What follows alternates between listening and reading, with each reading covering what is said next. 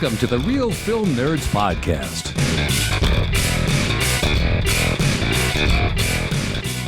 Well, hello there, everyone. Yes, that was a Star Wars reference because I am actively watching Ahsoka every week, and I have to say it's not terrible. It's not great, but it's not terrible. I think Rebels and Clone Wars is better, but how's that? I kick off the podcast, Real Film Nerds episode number 340, talking about Star Wars, of course. So did you back the HasLab Ghost on Hasbro Pulse? Probably not, but us super nerds did. That's for damn sure.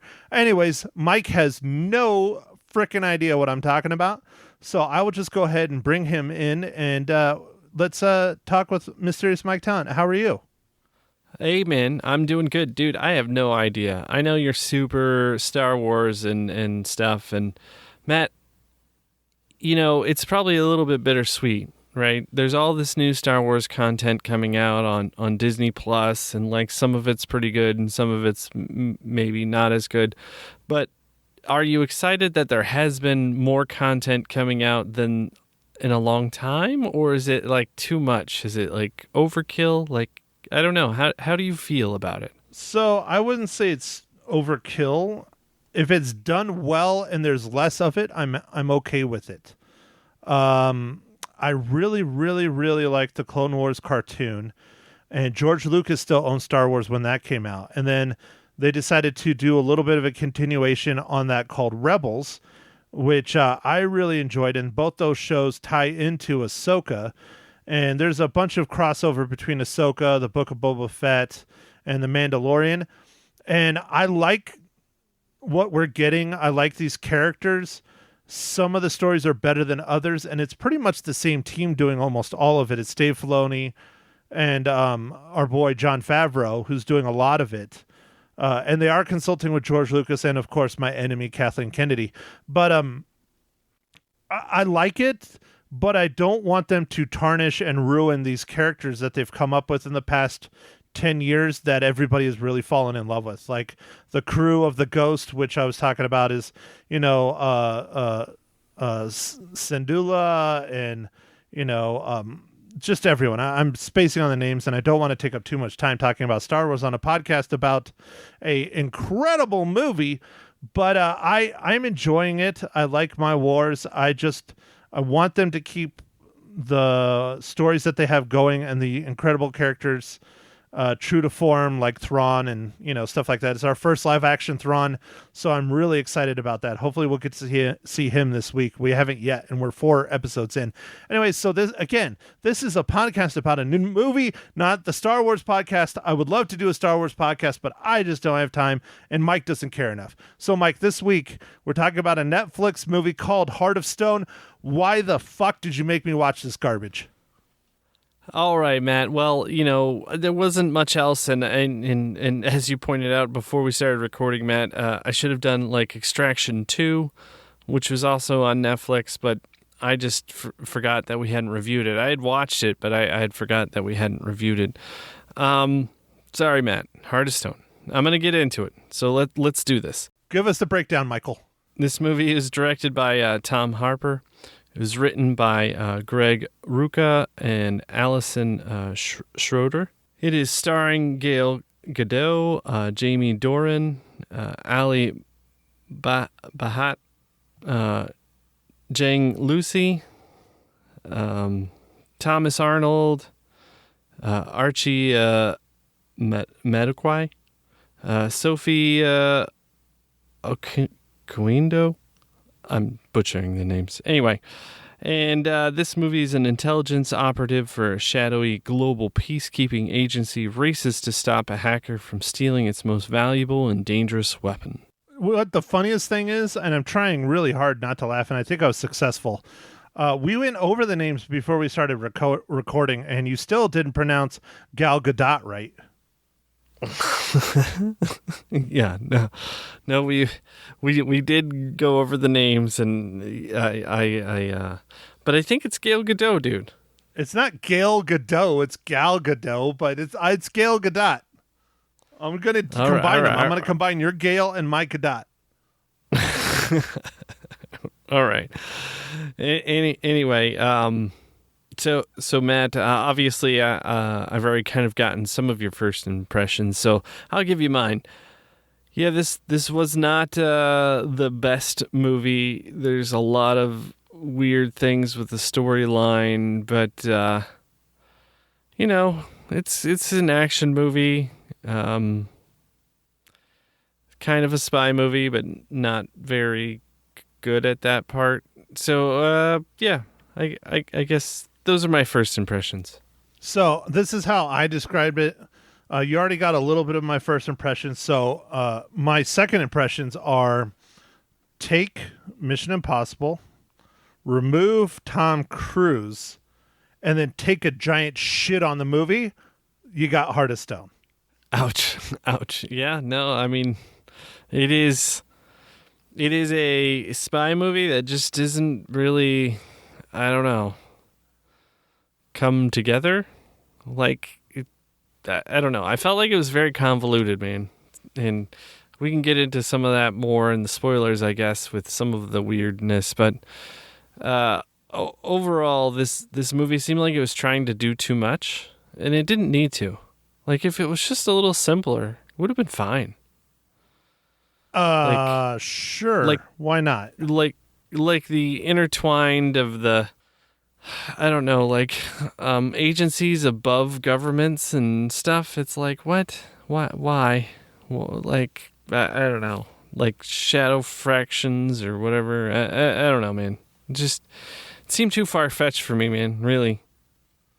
So I don't know if we have to worry about spoiling this movie because I don't think anybody should fucking watch it. Even if you're bored, go watch paint dry or I don't know, watch the ants march into your house or something. It would be way more fucking entertaining than this film. But wow, paint drying. Wow. Yeah, okay. I mean, it's amazing when it dries and changes a lighter hue.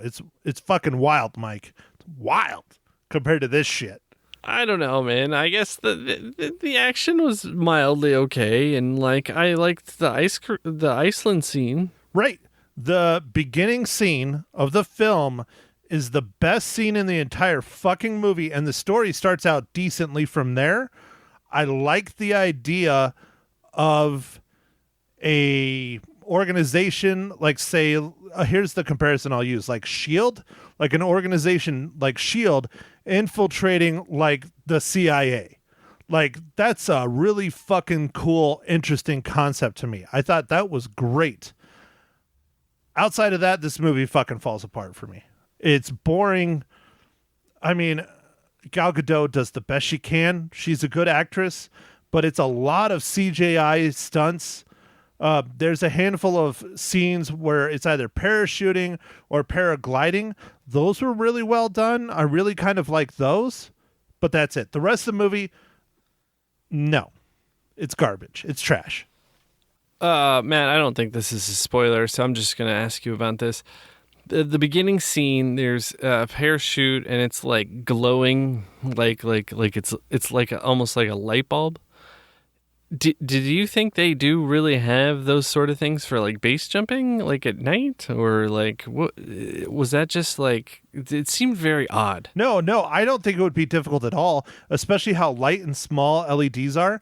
And if you light up, say, each side of it, and with it being, you know, the reflective material and everything, I think it'd light the whole motherfucker up pretty good.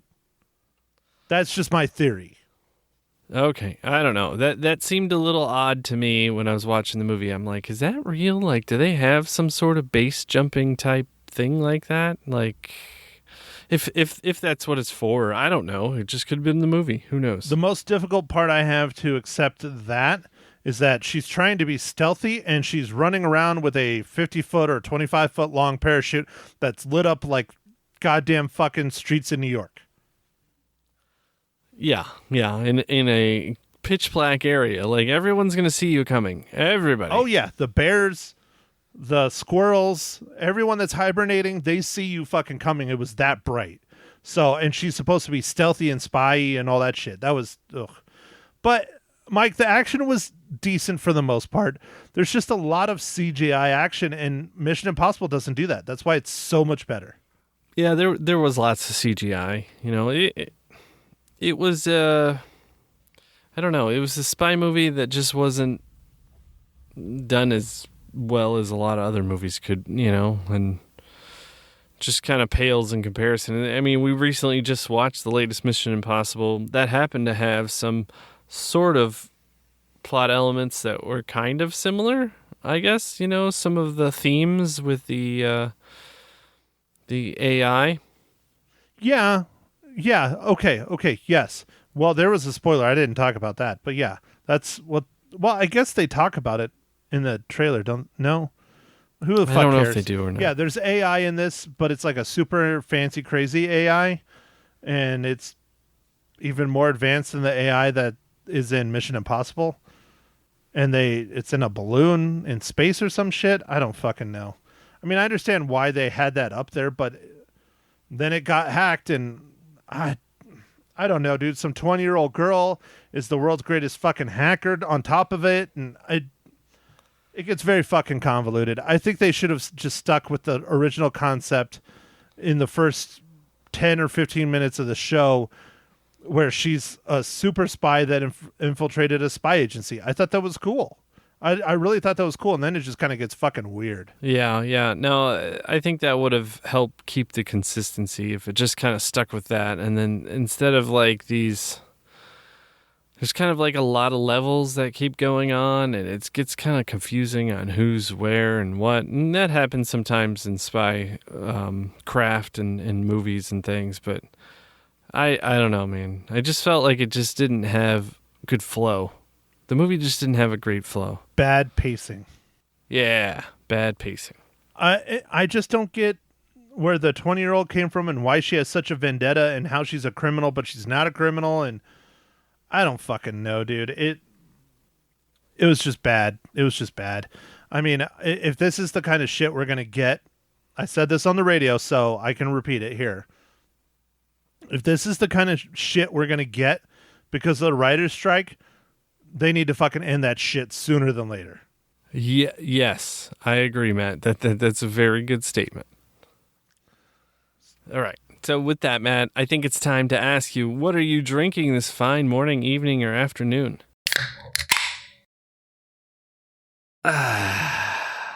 Oh, Mike, it is here. It is in my hand. I've been waiting because I knew this person was going to help me out because he wanted to participate in his favorite podcast on the planet. Real Film Nerds super fan, Eric Talent, because he's related to you. No, he's not Eric Talent. We're just going to go with Eric. Eric, we saw Metallica this weekend, and he brought me a case, not a case, a 12-pack, a box, because the case is 24, right? Yeah, half case. So, yeah, he brought me a box of Sam Adams Oktoberfest. And I told him I would give him a shout out on the podcast. He is, as far as I know, the Real Film Nerds #1 fan, super fan. And he even was in the car once when I was talking to my mom. And he said, "Ma Henshaw, where the hell is my shirt?" I want to get that shirt made. Did you listen to the podcast with my mom and talking about the shirt? No, dude, I didn't. Okay. So what I want to do, I don't know how I'm going to do it. I can't draw. It might be stick figures. But I want to get a shirt made where it's the Mission Impossible jump that was done in the last movie, off and into the canyon. Yeah. But instead of it being Tom Cruise on a motorcycle, it's going to be my mom in her wheelchair flying through the air. And it'll say, like, Real Film Nerds Podcast or something. And Eric said, "Sign me up for that shit. I want that shirt." Well, dude, I think with your Photoshop skills, you can come up with something. I could do it photographically, but it would be better if it was like done for like a t-shirt, like a print. I don't think my Photoshop skills are not good at drawing. Not anymore. Gotcha. So, all right, Mike, what IPA are you drinking? Since my "what are you drinking" took 25 minutes. Oh, dude. In very rare occurrences, we are drinking the same thing. Dude, I had a Sam Adams Oktoberfest as well. Well, 'tis the season, Mike, and I plan on drinking one. I'm not going to rush through them as much as I would like to. I'm going to savor Eric's beers, and I'm going to have one every week for our Harvest Horror Fest, our 6th annual Harvest Horror Fest, which is coming up before you know it, people. Woo! Yeah, no, I'm excited. I'm excited for it. It's always a good time, and we get to watch some interesting movies, and we got some old ones, some new ones. I think it's going to be a lot of fun. I have to say, dude, my favorite part of the whole fucking thing is making my mom watch this shit, because she just does not like horror movies at all. It is the best. All right. Well, let's get the Ma Hinshaw watching some crappy movies. So, speaking of parents, Mike, what is this week's incredible dad joke? I got dad jokes. I don't think they understand, though. Gotta think I'm funny. Other people never laugh, though. Dad jokes. All right, Matt, you're going to love this one. All right. Here we go. A ship carrying red paint has collided with a ship carrying blue paint. Both of the crews are said to be marooned. Okay. I like it. It's not a joke. It's more of a statement, but I like it because you see what you did there. You tugged at my art strings, and I was already talking about my, worthless art degree and drawing and things. Mike, I like it. I will let this one go. I like it. It was good. All right, dude. Yes. All right. So even though, it didn't come from the book, I will let it slide. So anyways, Mike, most important question. We know Gal Gadot isn't in the MCU yet, but probably soon. Depends how DC goes with, our boy spearheading it. But anyways, Mike, how does this garbage movie, Heart of Stone, relate to the Marvel Cinematic Universe?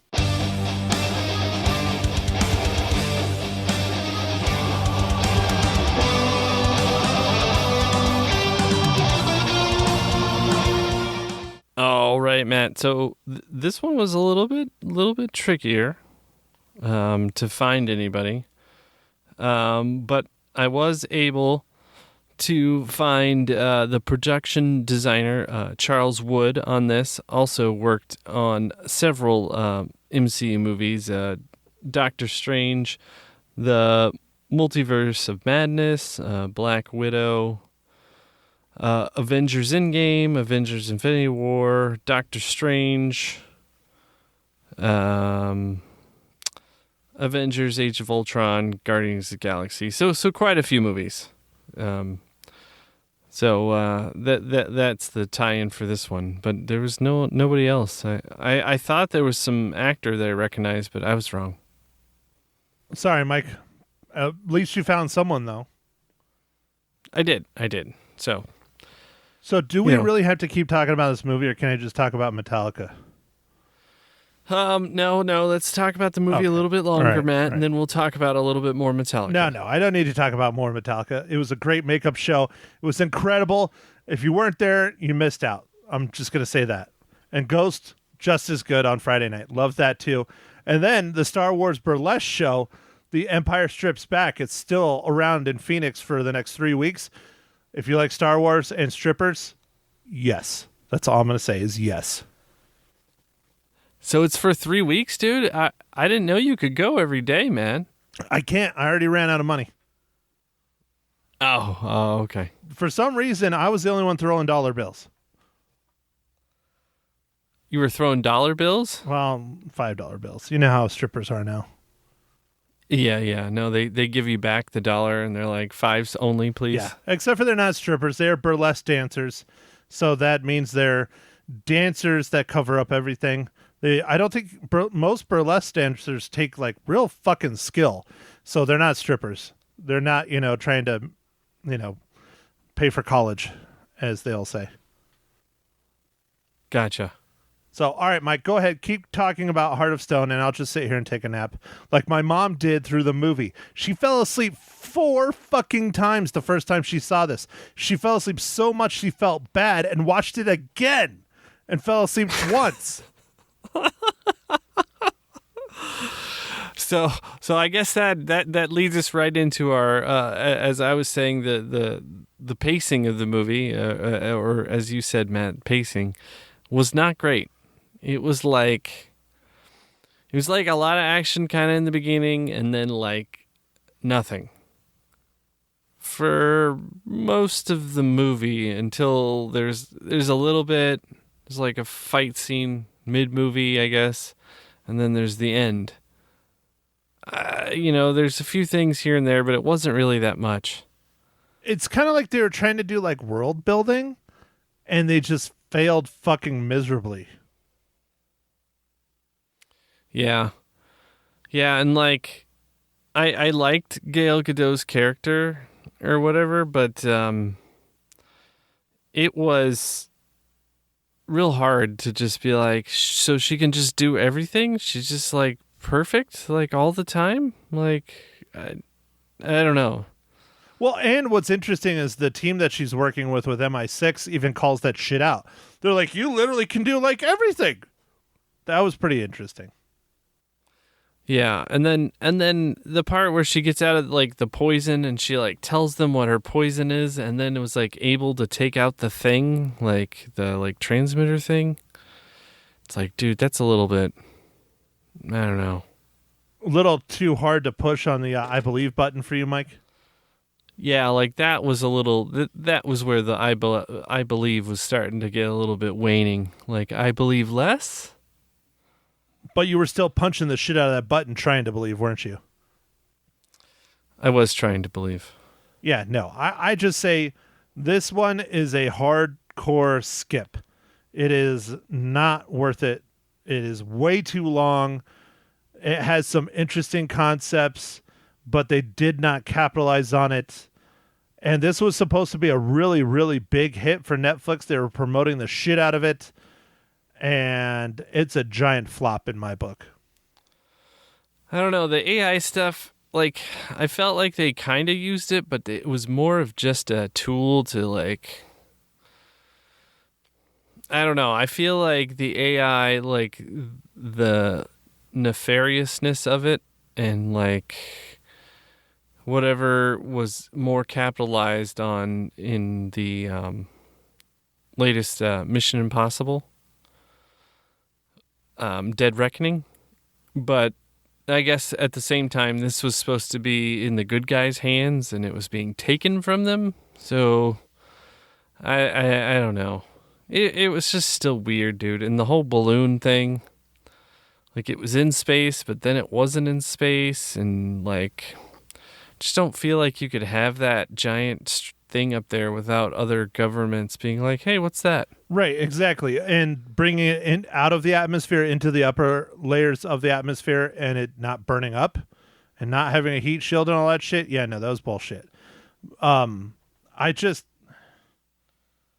don't know, dude. Like, the AI in this one doesn't even really have a personality and really doesn't do anything that way, where the Mission Impossible one, like, it has, like, you don't ever hear it or anything, but you know, like, it is a conscious, like, entity that is doing this. This one, it just kind of seemed like the AI was just like a tool that they used and abused. Yeah, for sure. Not really an AI, I guess. They, some of the hacking stuff that they showed was like somewhat realistic, but just wasn't very great. But I mean, usually movies don't do much for that. You know, they just enter a couple things and some screens flash and it's all magic. But I don't know. They mildly tried to do a little bit of stuff there, but I don't know. It's just, I could not believe the balloon thing, and like it almost harkens to like recent incident with balloons going over the United States. So maybe it could do it. I don't know, man. You know, the best hacking I've ever seen on screen was Hackers. yeah, that movie, even though I love that movie, man, it's the visualizing of the computer stuff. Remember when they did like the CG to like go inside the chips and stuff? Oh, I loved it. It's so realistic. It's the best, Mike. Amazing. Yeah. Well, I mean, how do you make it look good? Like it's like command line. Like, how do you Your like windows are opening and closing. That's pretty much what you can do. Yeah, it's very different in the real world. But hey, dude, for moviegoers and especially back in the 90s, I mean, fuck, dude, they had to do something interesting. I love that movie. Hackers is great. Well, what about Swordfish, dude? Swordfish was good too. That was a lot of fun. I like that. That was ridiculous. Oh, Hugh Jackman, God, yeah. Hugh Jackman sitting there just jacked in with all these screens around him for hours on end. Yeah, that was fucking ridiculous too. Dude, I loved it. It was like 6 or 8 screens, and he was just like, I'm hacking so hard. I'm like, dude, you can't even look at all those screens. Mike, I don't know how many hackers you know, but all the hackers I know have the exact opposite of a six-pack. Yeah. Well, I mean, I guess when you play one on TV, Okay. you become a six-pack. All right, you get the six-pack and the Wolverine claws. Yeah, and Halle Berry. And Halle Berry topless, which, dude, that shit still, to this day, is talked about because those tits just wham! Like, that's what Swordfish is known for. I mean, they're just like there. Just shocking. But they were delightful. Yeah. Well, I mean, Swordfish was is an interesting movie, and John Travolta's such a good bad guy. It was a fun movie. He is. He's a solid bad guy. I like John Travolta. So, okay, Mike, after talking about decent and fun movies, why don't we give our ratings for a giant piece of heart of shit? I mean, stoned. Stone, not stoned. Heart of stone. Yes. Mike, rating, go first. All right, Matt. So, this movie's not very good. So, I'm gonna give it a 2 out of 5 reels, just because a little bit of action stuff was okay, but the story's terrible. My God, I can never read you, Mike.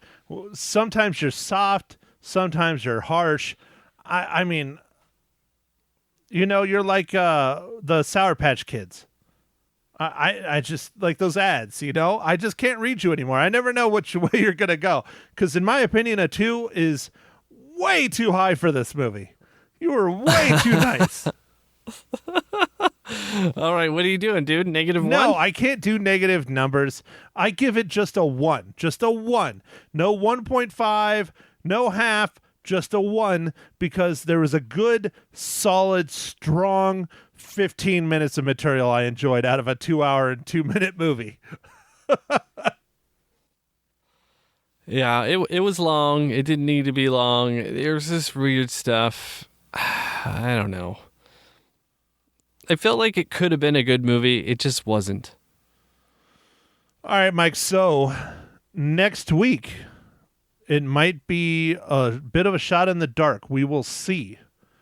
This is, I don't know if it's the conclusion, but it's definitely a part of the trilogy of Agatha Christie films done by Sir Kenneth Branagh called A Haunting in Venice. Yeah, no, it's getting us ready for our Harvest Horror Fest. So, I think it's going to be good. It looks good, and I don't know, man. What do you think about it? So, I'll be honest, Mike. Have you seen the other 2 films? I saw the train one, but I didn't see the second one. Okay, the Nile one. I didn't see the Nile. Okay, one. so I'm the exact opposite. I only saw Death on the Nile. I did not see Murder on the Orient Express, and I heard that Murder on the Orient Express was a lot better than Death on the Nile. And Death on the Nile, I will say, I'm not going to review it here, but I'm just going to say it was okay. It wasn't great. It wasn't horrible. It was just kind of okay. Oh, and you know who's in that one is, my girl Gail Gadot. Yes, she was in that. There was like a controversy with that movie when it was coming out. Somebody did something and didn't they just release it to streaming, or it was weird. There was some fucked up shit, and there was 2 years of production hell with it. So Murder on the Orient Express, I think, came out, I'm just going to look, I think it was 2018. 2017. Murder on the Yeah, that sounds right. 2017, and Death on the Nile came out technically in 2022, so last year. So if that tells you there's a 5-year gap, this film was done and I think ready to go a couple years ago. But anyways, doesn't matter. I'm probably going to go back and try and watch Murder on the Orient Express. I don't really want to watch Death on the Nile again. I mean, like I said, it was okay. It wasn't great, but they're long movies. But I do want to get kind of prepared for this one. But I'm thinking, or at least everything I've kind of glanced over.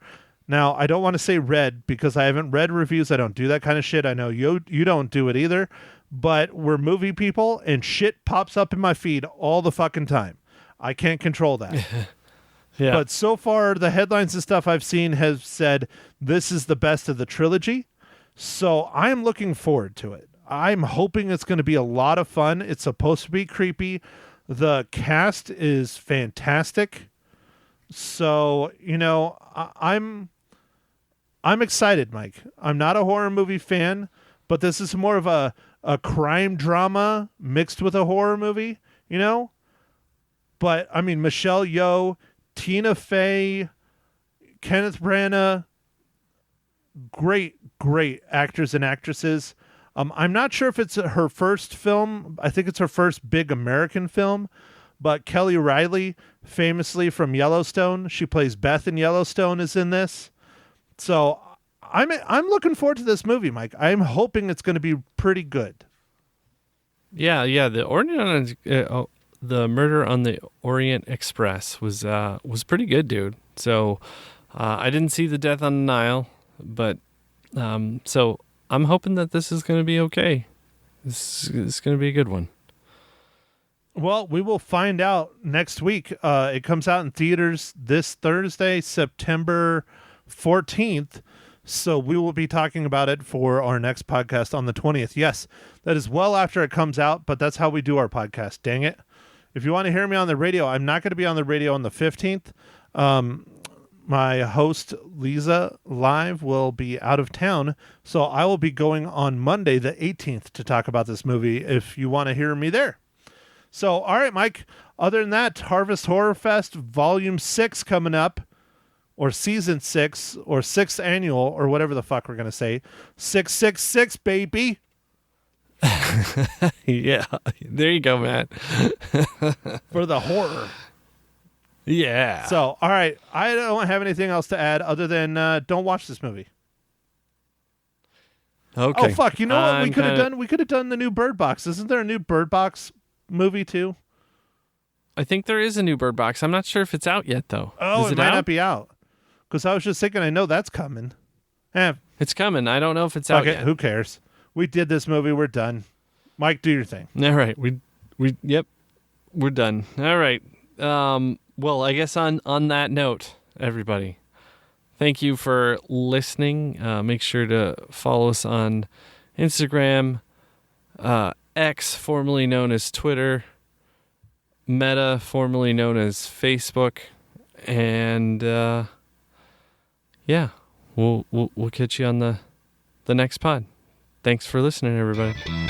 Thank you for listening to The Real Film Nerds. Now, don't forget to follow us on Facebook, Twitter, and Instagram at Real Film Nerds. Now, go out and catch a movie.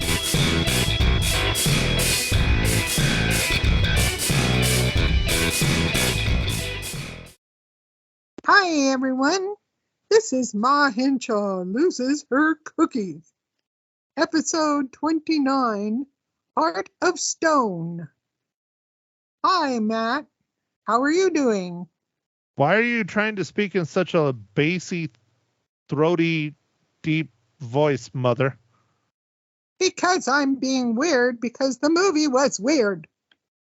The movie wasn't weird. The movie was terrible, but Well, it stunk and was weird. I guess it was weird too. So, Heart of Stone, starring Gal Gadot. It's a spy thriller on Netflix. You don't like it, so why don't you tell your listeners why you didn't enjoy this film? Oh, man. I thought Netflix could do better than this. I like Gal. She was very cool. But this movie was dull, boring, predictable, and boring. I fell asleep 4 times, maybe 5. I fell Ho, asleep. ho, ho, ho, ho, ho, ho, ho. You Oh. told Lisa on Friday that you watched this movie twice because I the did. first viewing you fell asleep 4 times and felt bad that you slept through most of it, that you wanted to watch it again. When you rewatched it, you fell asleep a 5th freaking time. That's why I said 5 times. I didn't say how many times I watched the movie yet. Well, but Holy still, crap. you got to put it out there. You got to put a little context here, you old biddy. All right, the old biddy missed so much because I fell asleep so much in the middle because it was so dull that I rewatched it and it was still dull. And I fell asleep for a 5th time. Now, and question. I didn't miss a thing. What? When you were watching them, it was like during your daytime, right? So you would have been wide awake. Yeah, So you shouldn't have been falling asleep at all. You No, wide hadn't awake had your 5 or 6 margaritas that put you to sleep. You didn't eat No. any of your edibles, your Oh, edible heck no. cookies, you know, your No, special no. cookies, the Maybe laced my ones. oatmeal cookies. No. Oh, heck, poo. Anyhow. Hey, stop no. talking over me. They can't hear both of us. Oh, sorry. Anyway, no. People, if you want a good snooze, watch this movie on Netflix. But it was, I think they tried to make her seem to be like James Bond, but she wasn't. And the stunts were really stupid. Pardon me. I thought they were stupid. Wow. And I think this is the most honestly, animated and vocal you've ever gotten against a film, Ma.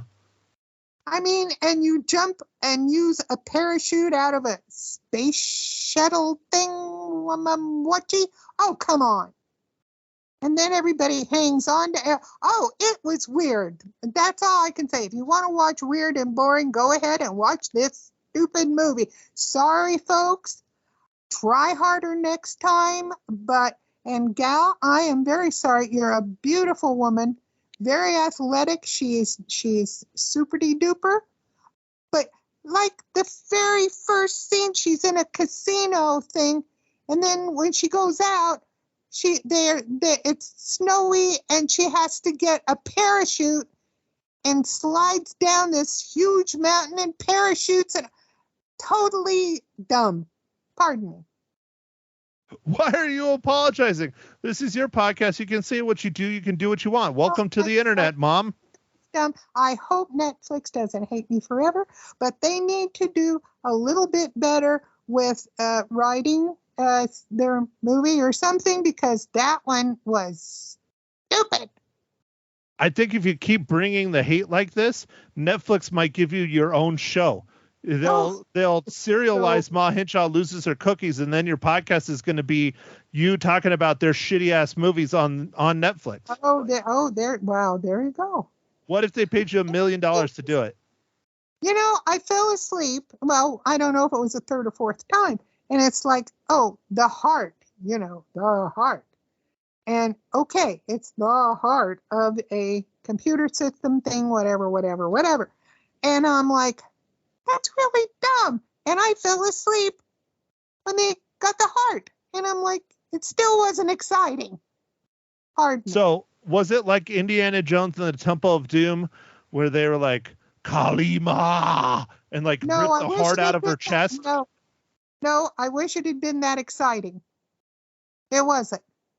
So did you hear what I said earlier about Netflix paying you $1 million to do your show to make fun of their movies? Uh-oh. Please, no. Would you do that or no? $1 million, I may take them up on it, but otherwise, no. Okay, see, there, I got my question answered, folks. I know you're all dying. Okay, so here, let's get serious, Mom. Let's get real serious here. Yes, okay. Was there any nudity in The Heart of Stone?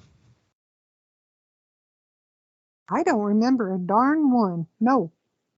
So you're telling me this film has the actor from 50 Shades of Grey, Jamie Dornan, and he doesn't even get naked. unless I fell asleep when he got naked, but usually I don't fall asleep when guys get naked, so I don't think there was any. Did you see any? Or were you Mom, asleep? I did not fall asleep. I was just bored out of my mind, and I was surfing the internet on my phone and reading a comic book, but I do not recall any nudity because that would have brought the movie up at least a half a reel for me. It would have. It would have brought a whole reel up for me. Oh, yeah. Damn. You really like that nudity. You're a dirty old woman. I'm old. Of course. What does that have to do with it? That usually means that you don't care about nudity anymore. Oh, no, it doesn't mean that. Are you taking one of those pills that you buy on the Facebook? Is it hers? No, I don't need any pills at all. I am Isn't it the Lady Viagra? Isn't that called hers? No, I don't need that. No. Mm-mm, mm-mm. All right, Ma, this podcast is quickly going into TMI territory.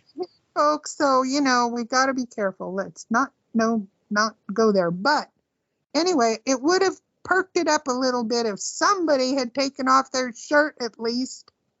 Do you even realize the pun that you just said? Why? No. It would perk it up a little bit if someone would at least take off their shirt? Really? Okay. Well, I wouldn't have been asleep then.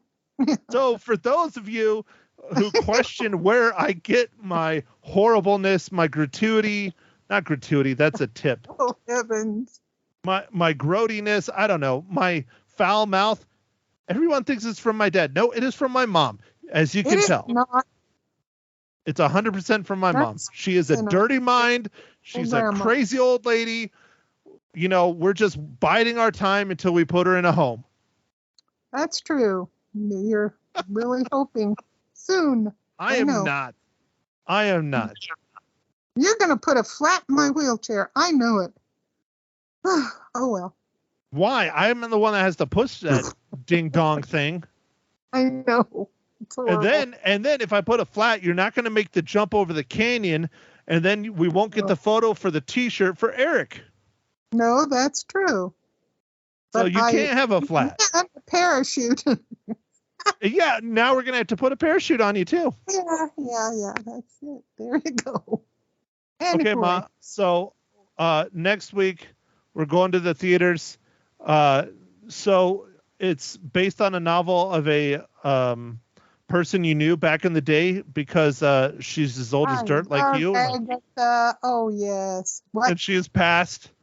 She passed in the 70s, 1976, I believe. But, Ma, what movie are we going to talk about next week?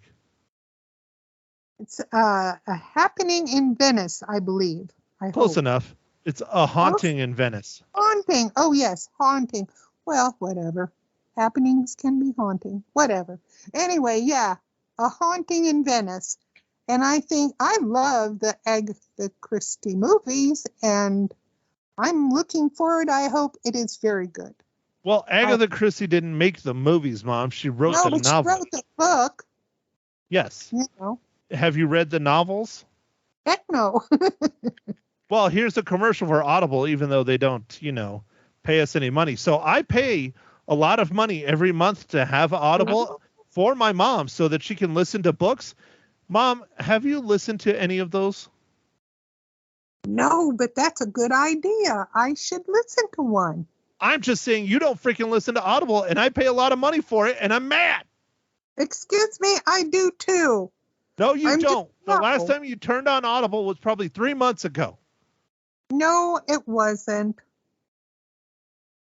And I listened to most of the biker book, whatever the heck that one was called. And then I'm on that one now, which, gosh, if I ever finish it, I don't know. It's a big book, I guess.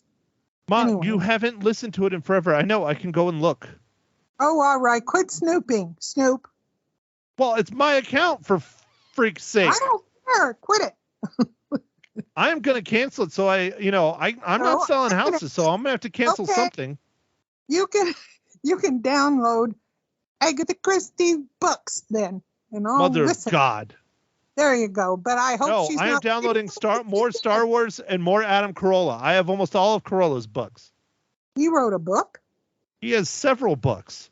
And he Really? does the best way to listen to his books is not to read it in book form, is to get it the audiobook, because he does the audiobook and he's a freaking podcaster and radio DJ. So he says all kinds of shit in the audiobook versus the actual book because he's talking. That sounds like that would be good. What book do you recommend? I don't know, pick one. You know, you have my library. God damn it, Ma. This turned into a giant Audible commercial and they don't even pay us money. How Okay. dare you? Let's stop it. Okay. All right. So did you know Agatha Christie personally? No, not actually. But you I two think grew up so. together in the 1800s, right? No, I was born in 1942. Come on. Hey, stop it. You're aging yourself. Everybody's going to know that I've been lying all these years about how you were just never going to die and you're going to live forever and you were born, when Jesus first walked the earth. That's never going to happen. No, that won't happen. You know it's bad when your birthday is BC. That's true. And I feel like it is almost. Oh, boy. But at least I wasn't born between one of the bombs. That's good.